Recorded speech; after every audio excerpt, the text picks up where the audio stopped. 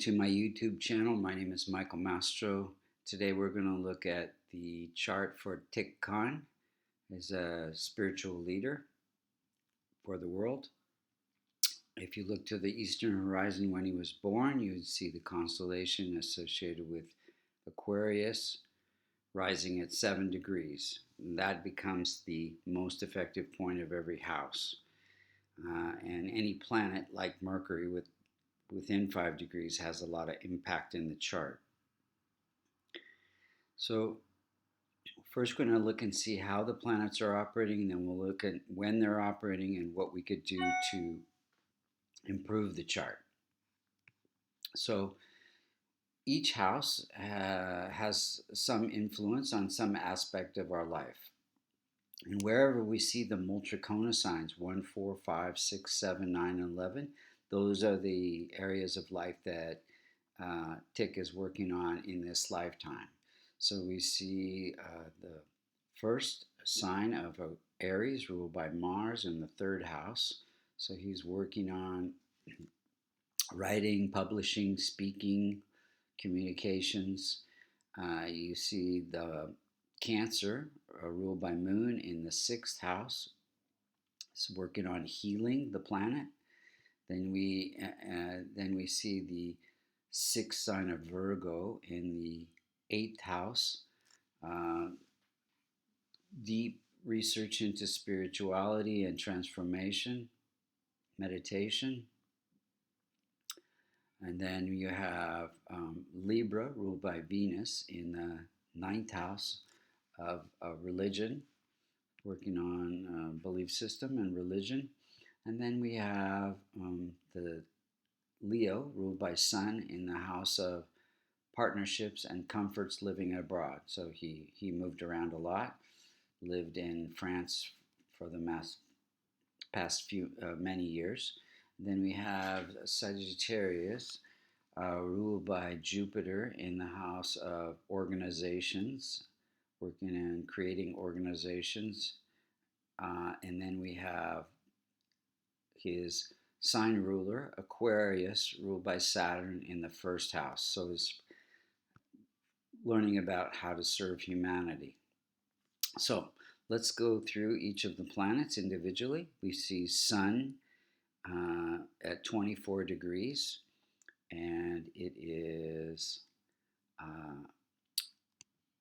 ruling, again, the house of partnerships and comforts living abroad, and it is placed in the eighth house. So this caused delay to marriage and mostly spiritual type research and partnerships, and comforts living in foreign places. Sun is also representing government, so there was some issues with government.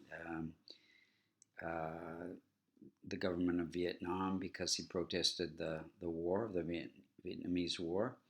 And he really worked on this research to simplify religion and Buddhism and meditation. Moon is at 14 degrees. It's debilitated. It's weak. It is ruling the house of health and healing. And it Moon and Sun govern the heart. So you see these transformational death-like experiences both for the Sun and then the Moon being in the house of health and healing. So his heart, he had some heart issues. Then conflicts with the Vietnamese government denouncing the war. And his Moon is in the career house, so his career is denouncing the, warlike conflict associated with that. Then we have Mars. It is ruling the house of success, and success in his area was he did some acting, and he also is writing and publishing, and he is um, uh, doing some social activism, speaking, writing, and publishing. Mercury's at 9 degrees. It is functional malefic, close to the most effective point. And again, it is this spiritual research, writing and publishing. A controversial speech. He was denounced by even some of his followers. And having Mercury ruling this house, eventually, when he had a stroke, it affected his speech. Jupiter's at 24 degrees. It is ruling the house of organizations and income. And he got good fortune through creating these religious monastery organizations to help other people, teaching about spirituality, writing poetry. Um, Jupiter is also the significator for children, so he has no children. Jupiter's in the 12th house, so that causes less or loss of children. And he did a lot of travel. This is the house of travel. And again, Jupiter, issues with government. Saturn, he had to actually leave Vietnam and went to France. So, because of the government issues. Saturn is at 1 degrees. It is ruling the house of life purpose, and it is gives him this life purpose through service to humanity, and gave him a great deal of discipline to practice Buddhist meditation as well. Rahu and Ketu are in the 5th and 11th house. Rahu gives the desire to teach others. Ketu gives spiritual organizations. So let's look at the timing of events. In 1942, he joined a monastery during a Mercury period of deep spiritual research.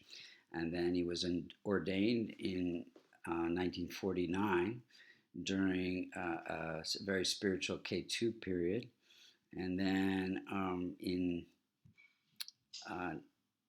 1960, he founded a relief organization during a Venus-Jupiter period. And so, again, Venus is, Jupiter is all about creating organizations and very spiritual organizations.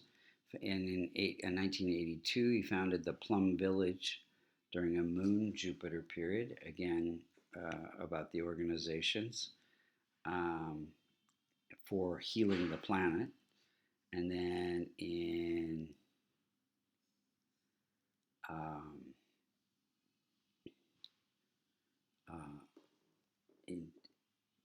2014, he had a brain hemorrhage and a stroke during a Rahu Mercury period. And so again, lost his speech, Mercury connected to speech. And so Mercury is malefic in this chart. And so you see it's at the most effective point in the 12th house.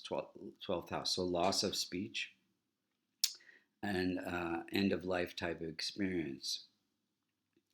And then Sun also is going into that 12th house as well. So those are the main points of the chart. What could he do to strengthen the chart? So we would want to transform Moon, Mercury, Rahu, and Ketu. So Moon by helping women and Shiva chants, and then Mercury would be helping children and Vishnu chants. And then Rahu would be, again, Shiva chants, helping people who cannot help themselves.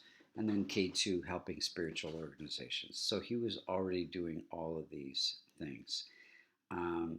Then also you would want to strengthen. He has 3 debilitated planets. So we have Jupiter's debilitated, Venus is debilitated, and Moon. So strengthening all of his weaker planets um, by wearing a kavash, a silver locket that contains the Devata yantras for those particular planets. And those are available on our website at www.vastucreations.com, as well as if you're interested in getting a reading under services, we have different astrology readings. If you're interested in learning transformational Vedic astrology, you can go to American Institute of Vastu.com. Thank you so much for listening.